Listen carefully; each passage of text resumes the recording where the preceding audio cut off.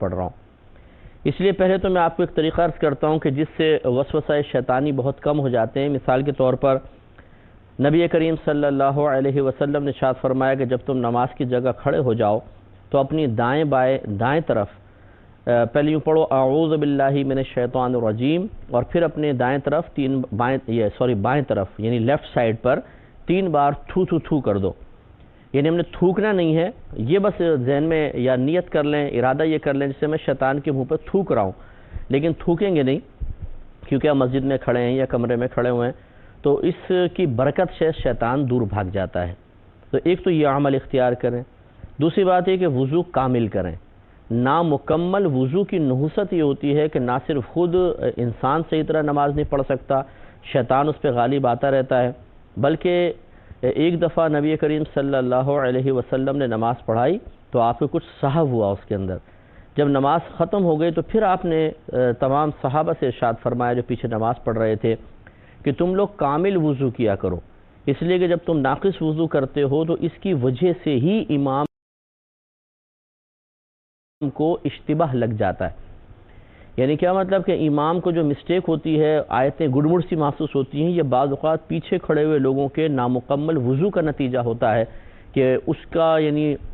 ایک اثر نہ صرف اس کی ذات تک بلکہ امام تک پہنچ جاتا ہے۔ یہی رحمت کونین صلی اللہ علیہ وسلم نے ارشاد فرمایا۔ لہٰذا وضو کامل کرنا چاہیے، یہ وضو کامل سیکھنا چاہیے اچھی طریقے سے۔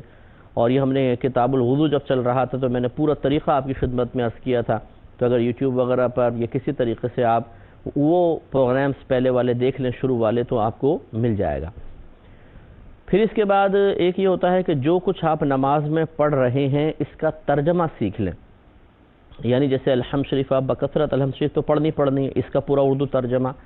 ایسی جو مخصوص صورتیں آپ پڑھتے ہیں اپنی نمازوں میں ان تمام صورتوں کے ترجمے، اسی طرح جو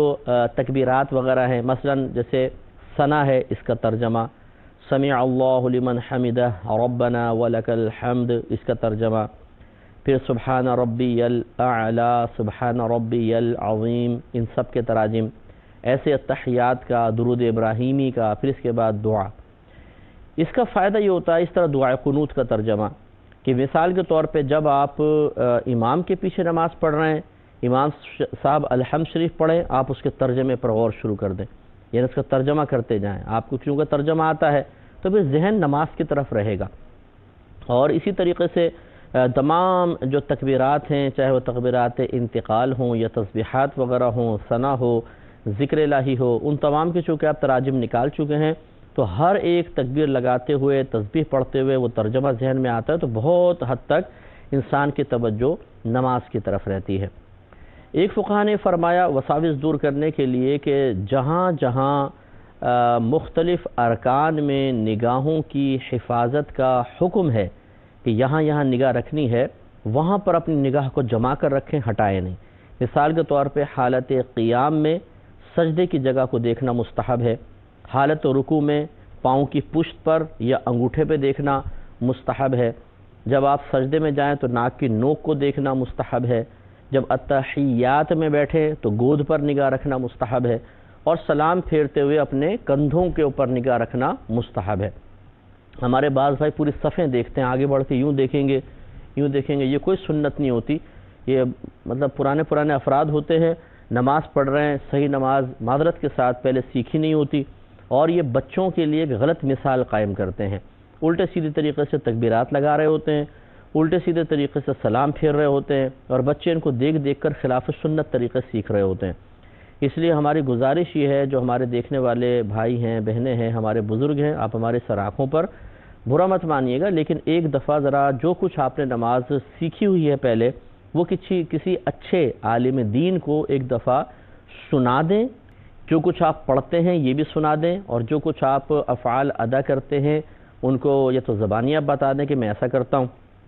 کہ انگلیاں اس طرح کرتا ہوں، جیسے مثال کے طور پہ بعض یوں تکبیر لگاتے ہیں پھر یوں کر کے یوں ہاتھ باندھتے ہیں۔ اب یہ کوئی سنت نہیں ہے، سیدھا ہاتھ تکبیر لگائیں اللہ اکبر ہاتھ باندھ لیں،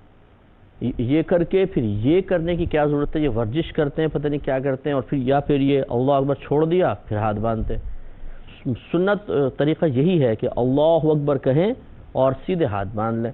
یوں چیک کروا لیں ایک دفعہ تاکہ سنت کے مطابق نماز ادا ہو۔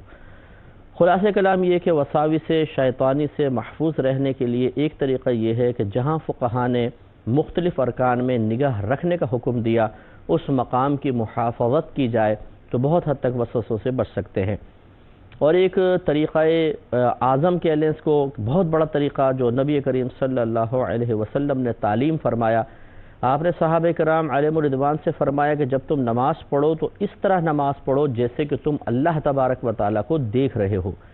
اور اگر تم اسے نہیں دیکھ رہے تو وہ تو تمہیں دیکھ ہی رہا ہے۔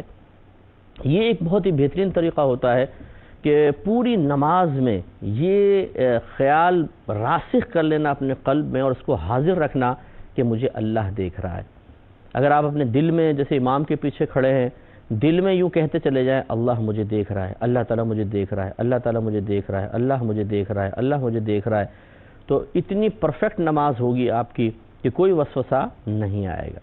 تو اس لیے یہ چند میں نے آپ کو طریقے عرض کیے ہیں کہ ان کے اگر رعایت کریں گے تو بہت حد تک وساوس شیطانی سے محفوظ رہ سکتے ہیں۔ اس کے باوجود اگر وسوسے آتے ہیں تو ان وسوسوں کو جھٹکیں، ان کو دور کریں۔ یاد رکھیں کہ رحمت کونین صلی اللہ علیہ وسلم نے ارشاد فرمایا، جس نے 2 رکعت نماز اس طرح پڑھی کہ اس میں دنیا کا کوئی خیال دل میں نہ لایا تو وہ گناہوں سے ایسا پاک و صاف ہو جاتا ہے جیسے آج ہی اپنی ماں کے پیٹ سے پیدا ہوا ہے۔ دیکھیں آپ نے فرمایا جو دنیا کا خیال نہ لایا، آنا ایک الگ چیز ہے، لانا ایک الگ چیز ہے۔ خیال کے آنے میں آپ کا میرا کوئی اختیار نہیں ہے، شیطان ایک دم دل میں ڈال دیتا ہے، آ گیا خیال۔